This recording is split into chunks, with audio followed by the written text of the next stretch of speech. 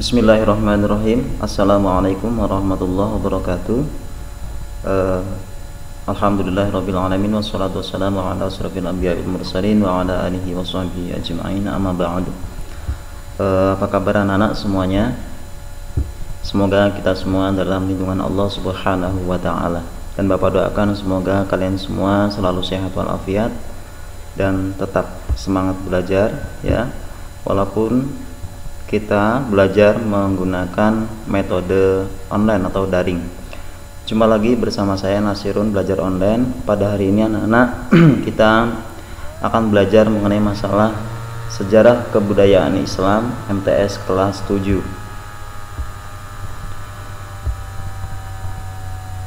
Namun anak-anak jangan lupa sebelum kita belajar ya, silakan kalian klik tombol subscribe-nya ya, kemudian like serta komentarnya di kolom komentar. Baik anak-anak sekalian, pada kesempatan ini kita akan membahas mengenai masalah bab 3, yakni tentang sejarah perkembangan Islam pada masa Khulafaur Rasyidin ya. Saya ulangi, jadi sejarah perkembangan Islam pada masa Khulafaur Rasyidin. Sebelum kita belajar, mari kita pahami peta konsep berikut ini. Nah, di sini ada sejarah perkembangan Islam pada masa Khulafaur Rasyidin. Pada sejarah perkembangan Islam di masa Khulafaur Rasyidin ini ada beberapa hal atau konsep yang akan kita bahas. Yang pertama tentang gaya kepemimpinan Khulafaur Rasyidin. Yang kedua tentang prestasi-prestasi yang dicapai oleh Khulafaur Rasyidin. Yang berikutnya mengambil ibrah dari prestasi-prestasi yang dicapai oleh Khulafaur Rasyidin. Dan yang terakhir adalah meneladani gaya kepemimpinan Khulafaur Rasyidin.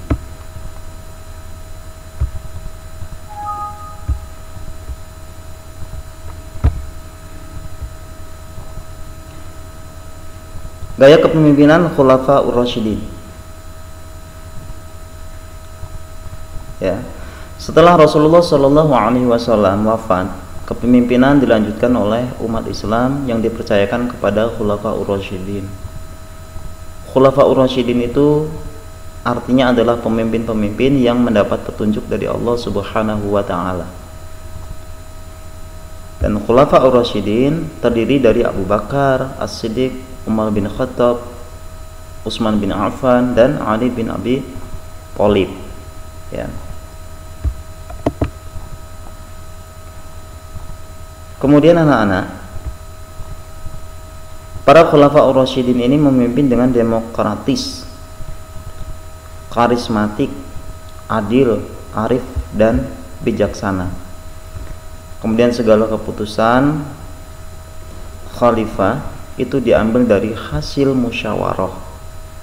Jadi tidak mengambil caranya sendiri-sendiri, segala keputusan itu diambil dari musyawarah.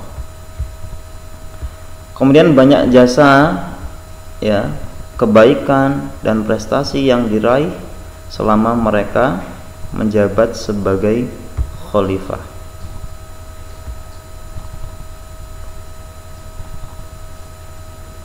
Nah, kemudian prestasi-prestasi yang dicapai oleh Khulafaur Rasyidin.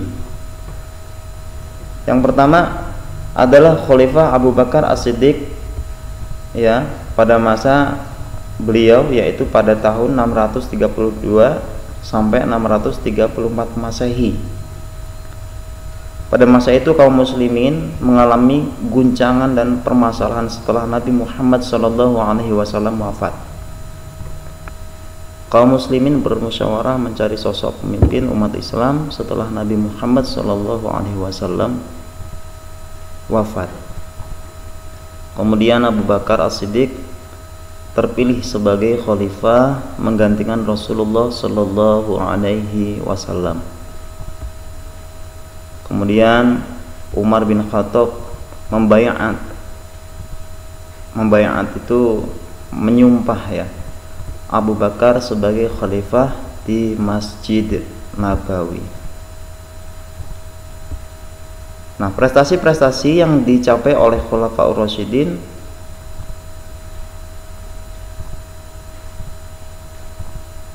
ya. Yang pertama adalah prestasi-prestasi Khulafah Abu Bakar As-Siddiq. Apa prestasinya? Yang pertama, bahwa Abu Bakar As-Siddiq menyebarkan agama hingga ke Syam. Jadi tidak hanya di Arab saja. Beliau menyebarkan agama sampai ke negeri Syam. Kemudian yang kedua, memberantas kaum murtad. Murtad itu adalah orang yang keluar dari agama Islam, yang saat tadinya adalah agama Islam kemudian dia keluar lagi dari agama Islam atau kafir lagi. Kemudian menguasai Persia. Kemudian kodifikasi atau pembukuan. Yang terakhir adalah Al-Quran. Nah, Abu Bakar As-Siddiq itu bermusyawarah dengan beberapa tokoh kaum muslim ketika sakit tentang kepemimpinan umat Islam setelahnya. Tidak ada satupun orang yang sanggup menerima amanah tersebut. Lalu Abu Bakar mengusulkan Umar bin Khattab untuk menggantikan posisi Abu Bakar As-Siddiq sebagai khalifah.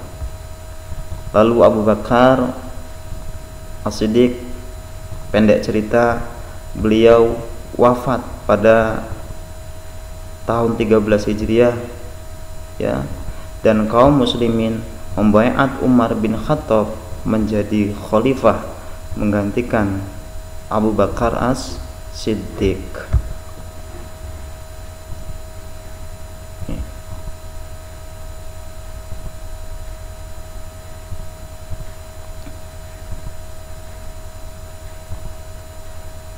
Kemudian Khalifah Umar bin Khattab.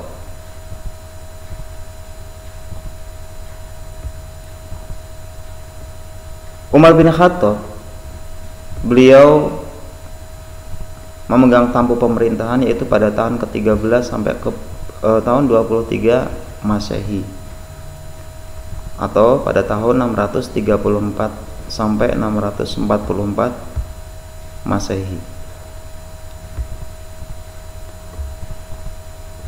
Nah, prestasi-prestasi Khalifah Umar bin Khattab apa saja? Yang pertama, bahwasanya Umar bin Khattab itu membentuk pemerintah yang adil, berwibawa dan disegani oleh banyak orang. Yang kedua, memperluas kekuasaan Islam ke Afrika serta runtuhnya kerajaan Persia Romawi. Yang berikutnya adalah membangun kota Basrah, yaitu pada tahun 16 Hijriah atau 636 Masehi. Kemudian beliau juga membangun kota Fustat ya. Kota Fustat itu adalah sebagai ibu kota Mesir pada tahun 21 Hijriah atau 642 Masehi ketika itu. Dan beliau juga membangun sebuah masjid ya. Masjid Amir bin As namanya. Ya, dia membangun sebuah masjid, masjidnya adalah Amir bin As. Kemudian beliau juga menetapkan kalender Islam. Jadi ketika itu kalender Islam itu belum adanya Masehi ya, yang diambil oleh kelahiran dari Isa al-Masih.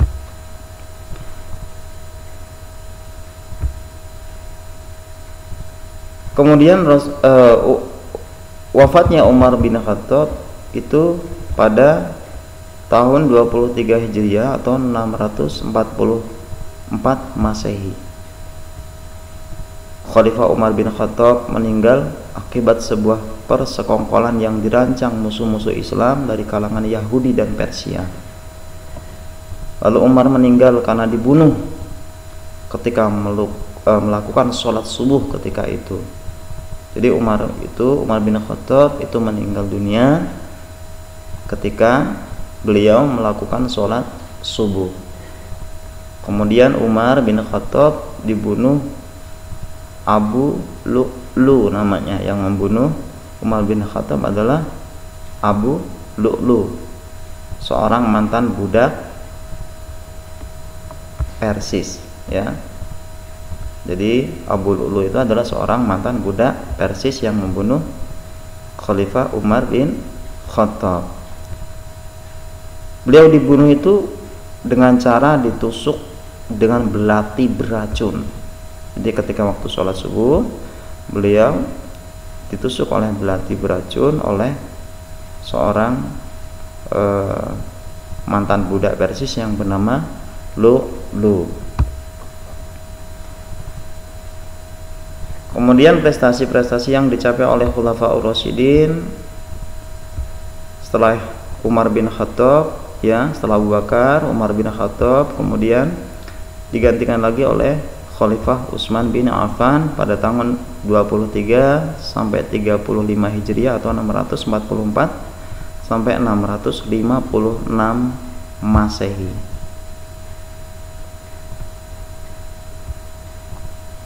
Utsman bin Affan adalah khalifah ketiga, ya. Utsman bin Affan adalah khalifah ketiga setelah Umar bin Khattab. Utsman merupakan saudagar kaya raya yang membantu visi dan misi Islam dengan harta bendanya. Kemudian Khalifah Umar bin Khattab membentuk majelis syura yang beranggotakan Ali bin Abi Thalib, Utsman bin Affan, Sa'ad bin Abi Waqqas, Abdurrahman bin Auf, Zubair bin Awam, dan Talhah bin Ubaidillah. Kemudian tugas majelis syura adalah menentukan khalifah jika Umar bin Khattab itu wafat. Tuh, jadi majelis syura itu digunakan untuk menentukan khalifah jika Umar bin Khattab wafat. Jadi sebelum Umar bin Khattab ini wafat, ini sudah, ya, sebelum Utsman bin Affan ini menjadi khalifah, maka majelis syura ini sudah ada pada khalifah Umar bin Khattab. Nah, setelah itu anak-anak, setelah Umar bin Khattab meninggal dunia, diadakan musyawarah membahas pemimpin setelah Umar. Hasil musyawarah tersebut menyatakan bahwa Utsman bin Affan adalah sebagai khalifah yang menggantikan Umar bin Khattab pada tahun 23 Hijriah atau 644 Masehi. Ya. Jadi hasil musyawarah itu menyatakan Utsman bin Affan sebagai khalifah menggantikan Umar bin Khattab pada tahun 23 Hijriah atau 644 Masehi. Nah, prestasi-prestasi apa saja yang diraih oleh Utsman bin Affan? Yang pertama, Utsman bin Affan dapat menuntaskan penguasaan di Syam. Yang kedua, membangun armada laut, ya. Yang ketiga, Utsman bin Affan mempertahankan dan memperluas daerah Islam. Kemudian Utsman bin Affan juga menyempurnakan kodifikasi Al-Quran dan menyatukan perbedaan dalam pelafalan bacaan Al-Quran. Jadi dulu Al-Quran itu tidak ada harokatnya fathah, kasroh, dhamma, kasroh tanwin, dhammah tawin, itu tidak ada. Nah, adanya harokat-harokat itu di masa sahabat Utsman bin Affan. Nah, wafatnya Utsman bin Affan.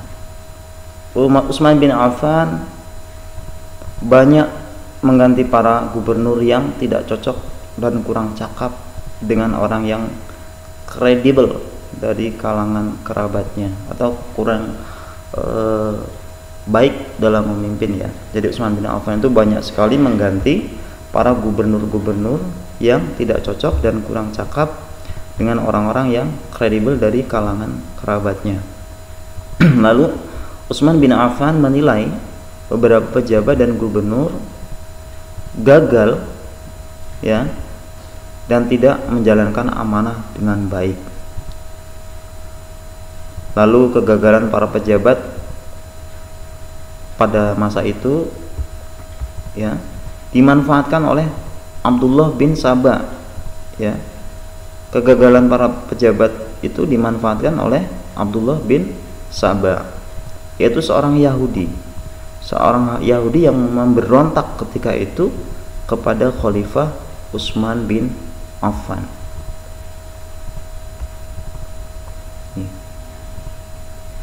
Kemudian Abdullah bin Saba memprovokasikan beberapa perang dan mengajukan beberapa tuntutan kepada Khalifah Utsman bin Affan. Namun Utsman bin Affan ketika itu menolak. Dan para pemberontak ketika itu memasuki rumah Khalifah Utsman bin Affan. Dan Utsman bin Affan akhirnya terbunuh dan meninggal dunia saat membaca Al-Quran, yaitu surat 8 ya, surat 8 atau 8 Zulhijjah, pada tanggal 8 Zulhijjah tahun 35 Hijriah. Ya, sekali lagi Utsman bin Affan itu dibunuh dan meninggal dunia saat membaca Al-Quran pada tanggal 8 Zulhijjah tahun 35 Hijriah dalam usianya 82 tahun.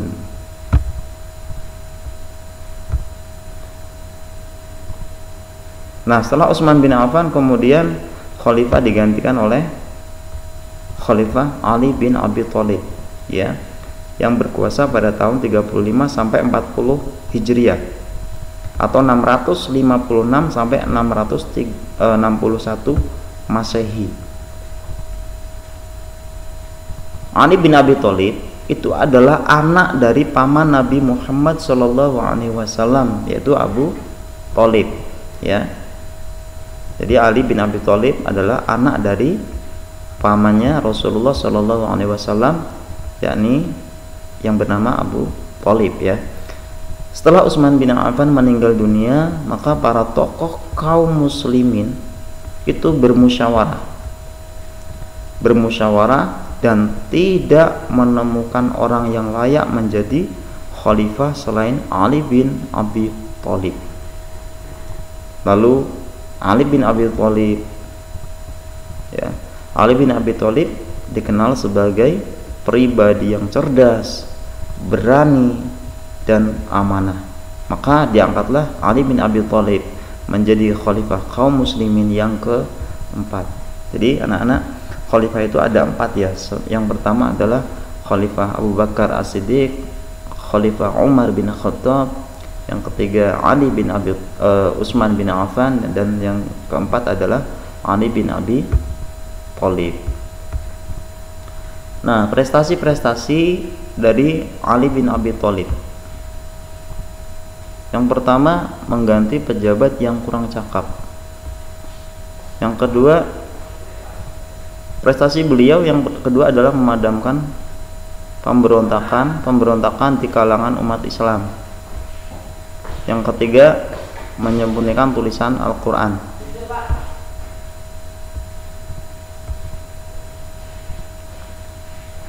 Nah, Khalifah Ali bin Abi Thalib itu wafat di usia 63 tahun. Ya, Khalifah Ali bin Abi Thalib wafat pada usia 63 tahun. Kemudian Khalifah Ali bin Abi Thalib wafat itu karena dibunuh oleh Abdurrahman bin Muljam. Ya, Ali bin Abi Thalib wafat dibunuh oleh Abdurrahman bin Muljam, seorang Khawarij. Khalifah Ali bin Abi Thalib itu dibunuh saat mengimami sholat subuh di Masjid Kufah. Ya, Ali bin Abi Thalib dibunuh saat mengimami sholat subuh di Masjid Kufah. Kemudian Khalifah Ali bin Abi Thalib wafat pada 21 Ramadan, ya, 21 Ramadan tahun 40 Hijriah. Nah, wafatnya Ali bin Abi Thalib.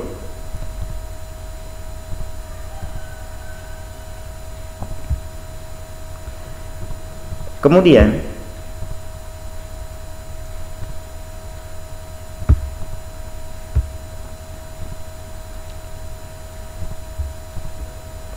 dari pelajaran di atas, ya, kita bisa mengambil sebuah ibrah atau pengalaman berharga dari prestasi-prestasi yang dicapai oleh para khulafaur rasyidin, yaitu Abu Bakar, Umar, Utsman, dan Ali.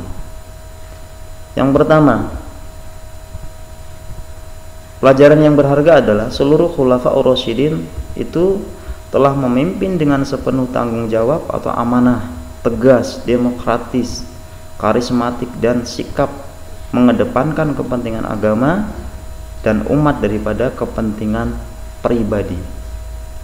Yang berikutnya adalah para khulafaur rasyidin telah banyak berjasa dalam penyebaran dan kemajuan Islam. Kemudian prestasi-prestasi beliau atau prestasi-prestasi para khalifah rasyidin layak menjadi contoh bagi para pemimpin selanjutnya dalam meningkatkan kemajuan dan peradaban umat Islam di berbagai bidang.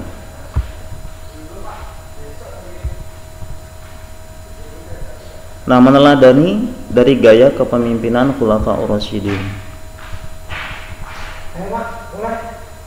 Kepemimpinan dari khulafaur rasyidin yang patut kita teladani adalah, yang pertama, para khulafaur rasyidin itu adalah demokratis, dermawan, hidup sederhana, berani membela kebenaran dan tidak haus jabatan. Ya, itu merupakan gaya kepemimpinan khulafaur rasyidin. Jadi saya ulangi, yang patut kita teladani dari kepemimpinan khulafaur rasyidin itu yang pertama adalah demokratis, dermawan, hidup sederhana, berani membela kebenaran dan tidak haus jabatan. Itu merupakan gaya kepemimpinan dari khulafaur rasyidin. Yang berikutnya, gaya kepemimpinan dari khulafaur rasyidin itu adalah memiliki tanggung jawab yang tinggi dalam menyebarkan dan membela agama Allah. Kemudian memiliki kesetiaan dan kecintaan terhadap Rasulullah Shallallahu Alaihi Wasallam dan ajaran-ajaran Nabi Muhammad Shallallahu Alaihi Wasallam, serta memiliki sikap berani dan tegas dalam membela kebenaran. Dan terakhir adalah tidak menyalahgunakan wewenang, ya, tidak menyalahgunakan wewenang atau jabatannya untuk kepentingan pribadi dan keluarga. Jadi pada khulafaur rasyidin ini, beliau itu tidak pernah mementingkan kepentingan untuk kepentingan pribadi.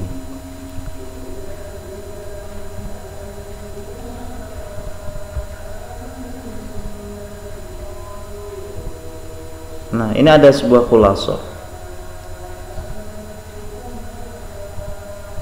atau rangkuman dari materi-materi yang kita bahas tadi. Yang pertama adalah bahwa khulafaur rasyidin adalah pemimpin-pemimpin yang mendapat petunjuk dari Allah Subhanahu wa ta'ala.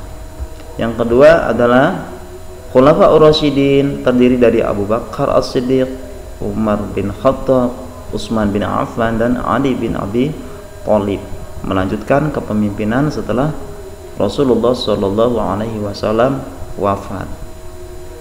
Lalu yang berikutnya adalah khulafaur rasyidin itu memimpin dengan demokratis, karismatik, arif, adil, dan bijaksana. Kemudian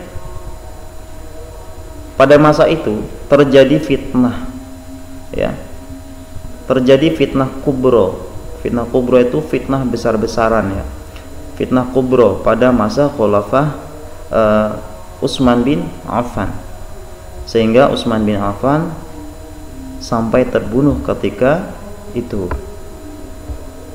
Yang berikutnya adalah prestasi-prestasi yang telah diraih para khulafaur rasyidin itu harus bisa menjadi contoh dan dijadikan motivasi bagi para pemimpin-pemimpin selanjutnya untuk meningkatkan peradaban umat Islam. Jadi jadi pemimpin itu tidak gampang, anak-anak, ya. Kita harus punya sikap yang demokratis, karismatik, arif, bijaksana, dan adil tentunya, dan tidak mengepentingkan kepentingan pribadi atau keluarga. Nah, itu anak-anak materi kita tentang sejarah kebudayaan Islam kelas 7 ya. Sampai di sini dulu materi kita. Selamat belajar, selamat